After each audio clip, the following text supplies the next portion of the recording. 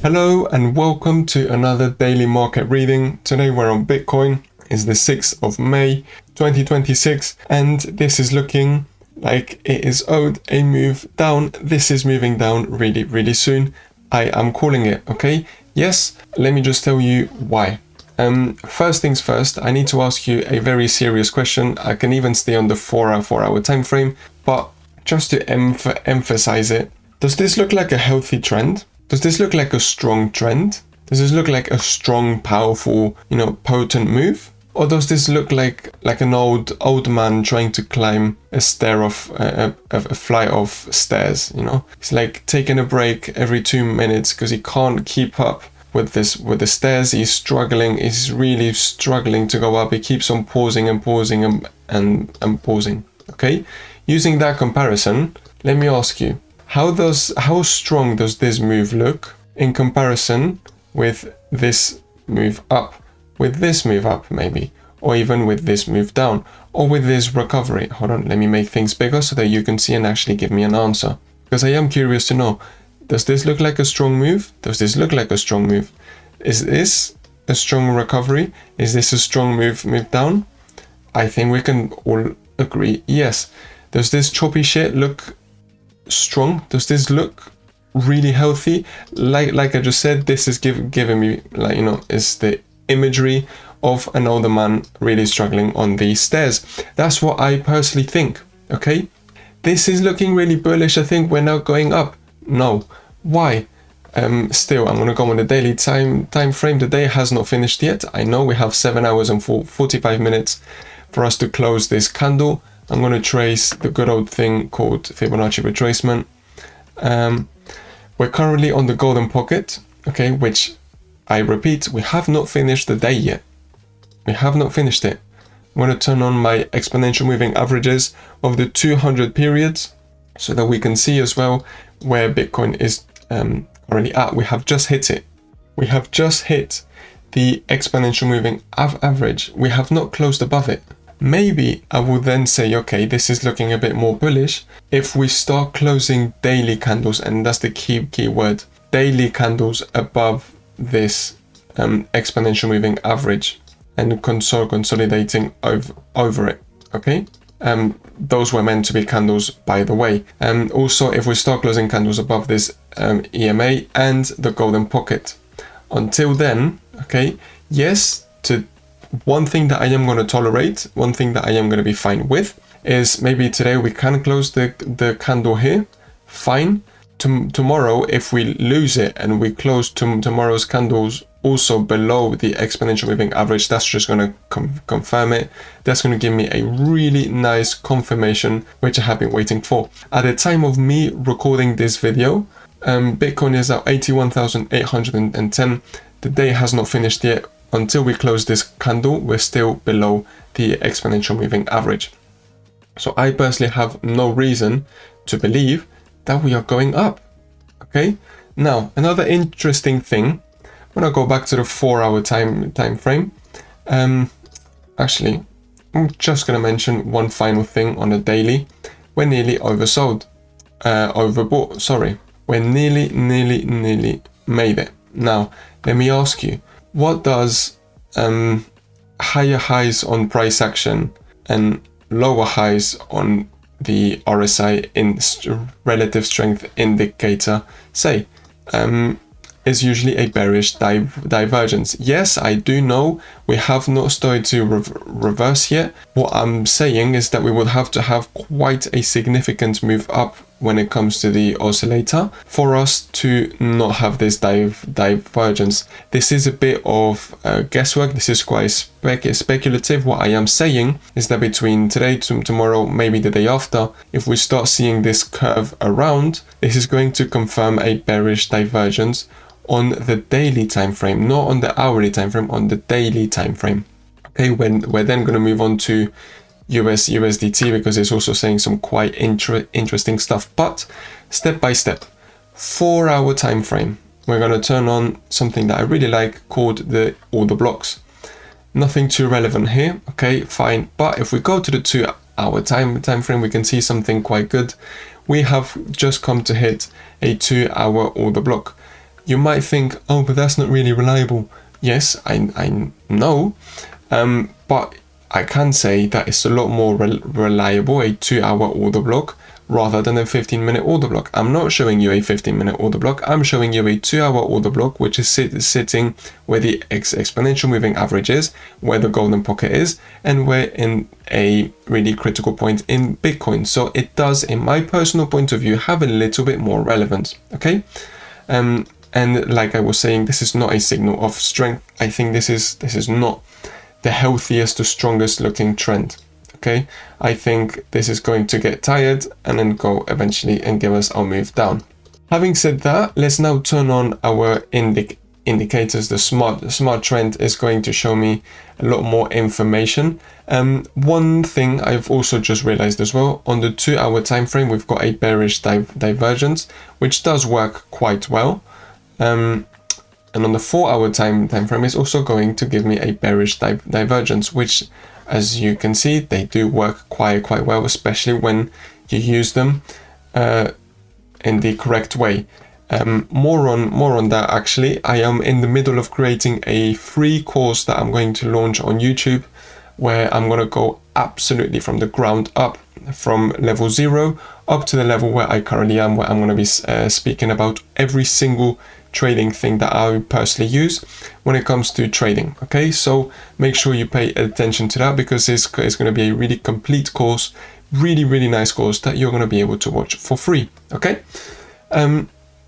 Another thing worth noting, okay, is that we have not been going, so we've just come, okay, from, I'm going to take this away again, on my way. We've been doing highs, lows, so higher highs, higher lows, a higher high, a higher low. Fair enough, good.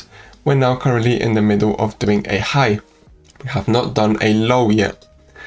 What is worth noting, something that's worth noting is that maybe it would make sense for us to potentially, if we do want to maybe carry on getting these crazy moves up, fine.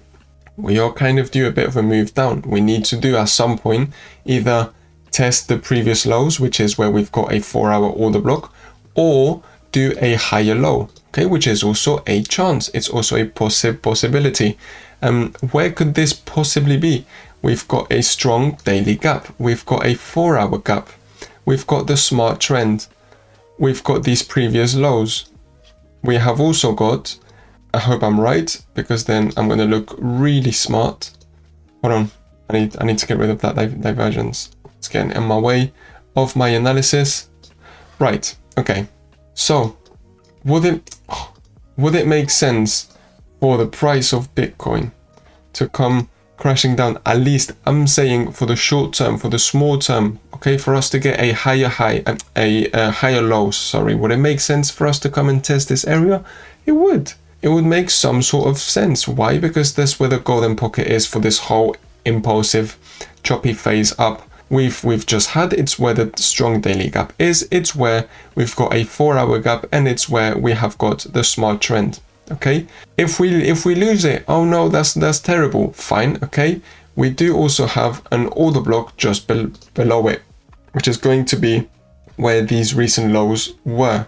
Now, is there another possibility for things to happen a different way? Yes.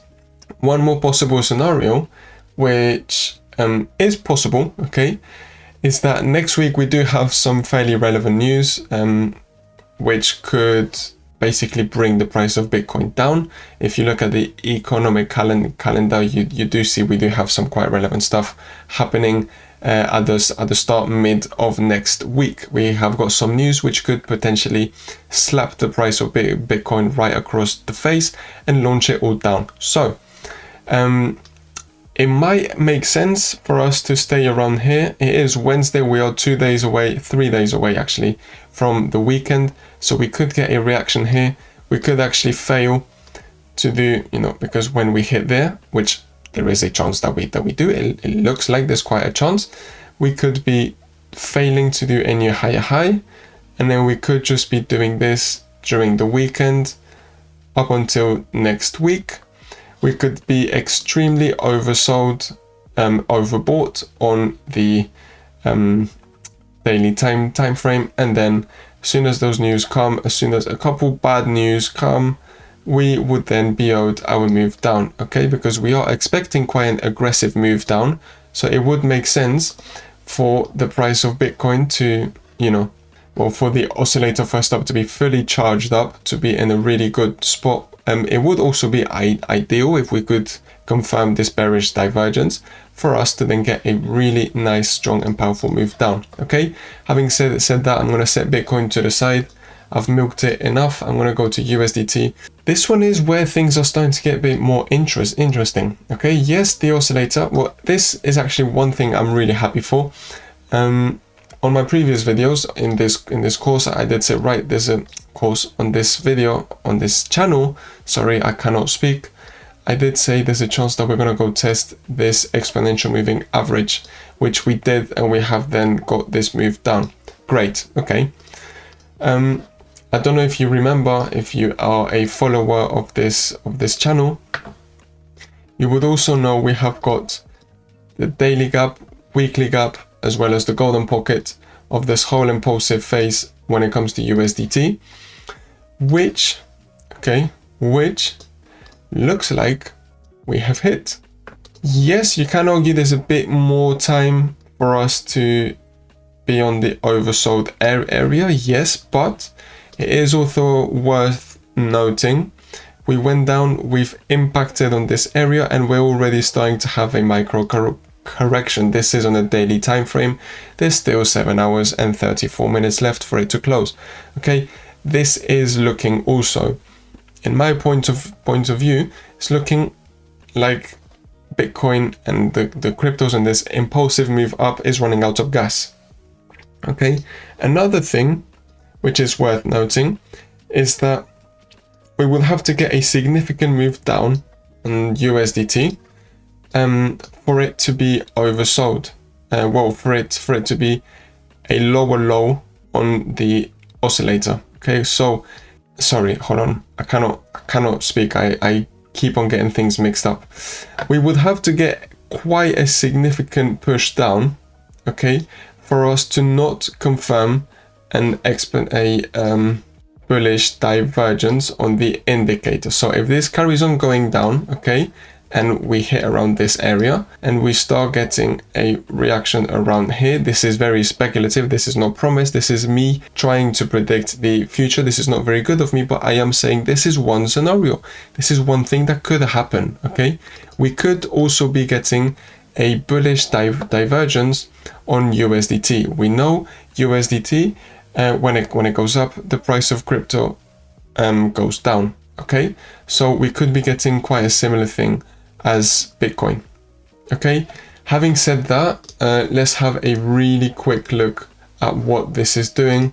This poor little thing. I'm gonna restart. I'm gonna go from scratch. Right, daily time frame. Looks like we are still fighting with these sort of highs. I think it's going to be easier if I go on the 4-hour time frame. It's going to be a bit easier to see. So this is not the biggest, meanest, strongest indication for Ethereum. So if I connect all of these recent highs, okay, we were doing lower highs, lower highs, lower highs, lower highs. We were getting compressed around here. And Ethereum, it looked like for a second we have gone to grab all of this liquidity, and people might have started thinking, oh great, we're finally getting this move up. Everything that was gained in this move up was immediately lost, in the following candle. So not the most bullish thing for Ethereum. Another thing I can do, I can trace a fixed range volume profile from the left to the right. We can see how even me, okay, because I'm also guilty of this. I was thinking, oh, hold on, this is looking good. This is looking good for Ethereum. We've left the value area. The only thing that we need to wait for now is see if we start closing the next candles outside of the value area. That would be a really bullish thing for Ethereum. Good job that I waited and I didn't buy, or good job that I waited and I didn't buy like most people did, going long here at this breakout, saying this is going to the moon. I'm going to set my stop loss just below the recent low because they would have been liquidated. Okay, because in the following candle, because they didn't wait for a confirmation, they tried to guess that the price was now having a breakout, a breakthrough, and that's it, and they would have been stopped out. In reality, if I trace a horizontal line from the recent, I want to do this, I'm curious to see if we've grabbed the liquidity from this recent high or not. I mean, I think we stopped exactly at that point. I'm not sure we've grabbed it just yet. No, I don't think we have. I think we've literally stopped at the exact same point as before. But fair enough, we did grab liquidity from 1, 2, 3 major points. Okay. Having said that, on Ethereum, the fact that we have gone straight back into the value area is not looking the healthiest.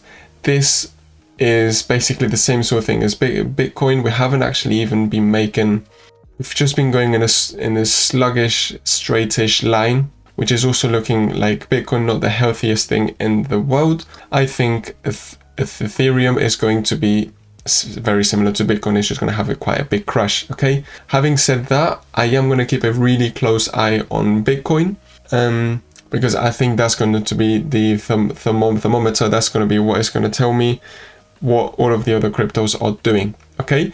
Thank you very much for watching. Make sure to leave a like, make sure to subscribe, and make sure to leave me in the comments what you are thinking of these daily market readings, what you are thinking that Bitcoin is doing, if you're going long, if you're going short, and why. I'm really curious to actually know what you are doing. Okay, thank you very much, and see you tomorrow for another video.